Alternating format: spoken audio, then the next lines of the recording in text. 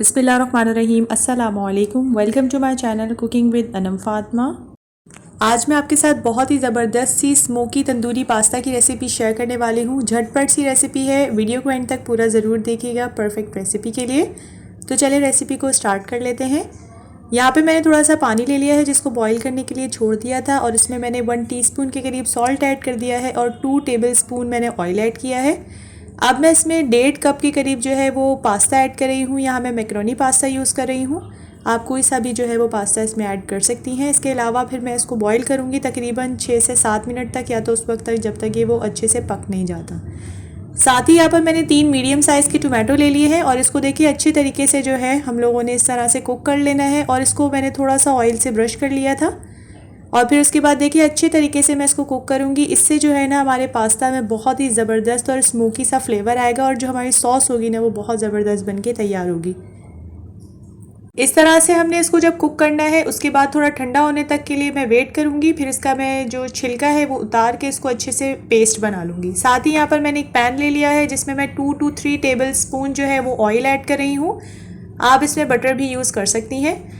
थोड़ा सा ऑयल को जो है हम लोग स्प्रेड कर लेंगे और साथ ही मैं इसमें ऐड कर दूंगी वेजिटेबल्स। यहाँ पर मैं 3 तरह की वेजिटेबल्स यूज़ कर रही हूँ, कैप्सिकम, कैरेट और स्प्रिंग अनियन यानी हरी प्याज। आप चाहें तो आप इसको अपने हिसाब से भी एडजस्ट कर सकती हैं, जो भी आप इसमें वेजिटेबल ऐड करना चाह रही हैं तो आप वो कर सकती हैं। तकरीबन 1/4 कप के करीब सारी जो मैंने वेजिटेबल्स इसमें ऐड कर दी हैं। थोड़ा सा इसको कुक करेंगे 1 मिनट तक के लिए और 2 पिंच के करीब हम इसमें सॉल्ट ऐड कर देंगे। 2-3 मिनट और हम इसको जस्ट सौते करेंगे, इसका क्रंच ख़त्म नहीं करना और इसको रख देंगे हम साइड पर। इसी पैन में यहाँ पर मैं 2 टेबलस्पून जो है भर के और ऑयल के ऐड कर रही हूँ। अब इसमें मैं ऐड कर दूँगी 2 टीस्पून के करीब लहसुन। इसको अच्छे से मैंने चॉप कर लिया था और इसको अब हम कुक करेंगे उस वक्त तक जब तक ये गोल्डन ब्राउन नहीं हो जाता। अब इसके बाद मैं इसमें टमाटर का पेस्ट ऐड कर दूंगी और इसको 1 से 2 मिनट तक के लिए अच्छे से कुक कर लूँगी। साथ ही मैंने 1/4 कप के करीब पानी जो है वो भी ऐड कर दिया था। उसके बाद मैं इसमें ऐड कर दूंगी 1 टीस्पून के करीब ये तंदूरी मसाला है। अगर आपके पास है तो आप इसको ऐड करिएगा, वरना आप स्किप भी कर सकती हैं। इसकी जगह आप रेड चिली पाउडर भी ऐड कर सकती हैं 1 टीस्पून।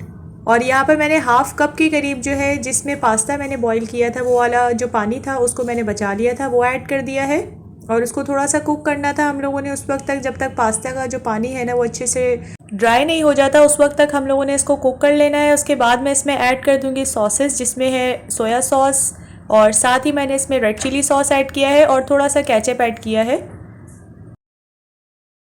2 से 3 मिनट तक के लिए हम दोबारा से मीडियम फ्लेम पर इसे अच्छे से कुक कर लेंगे।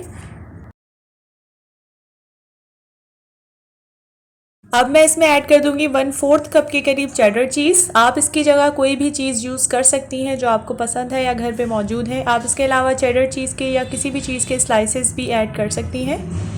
बस अब हम इसको लो फ्लेम पर जो है चीज़ को मेल्ट होने तक के लिए कुक करेंगे और फिर उसके बाद मैं इसमें ऐड कर दूंगी वेजीज़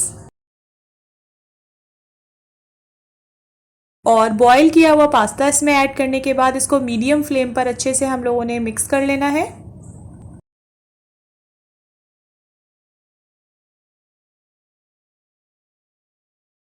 इसके बाद इसको स्मोकी फ्लेवर देने के लिए यहाँ पर मैंने एक गरम कोयला जो है वो रखा है और इसके बाद मैं इसके ऊपर थोड़ा सा ऑयल ऐड कर दूंगी ताकि इसका जो अच्छे से स्मोक है वो निकले। और फिर उसके बाद हम इसको कर देंगे कवर और कवर करके रखेंगे तकरीबन 3 से 4 मिनट तक के लिए, ताकि हमारा जो पास्ता है ना उसमें अच्छा सा स्मोक का फ्लेवर आ जाए।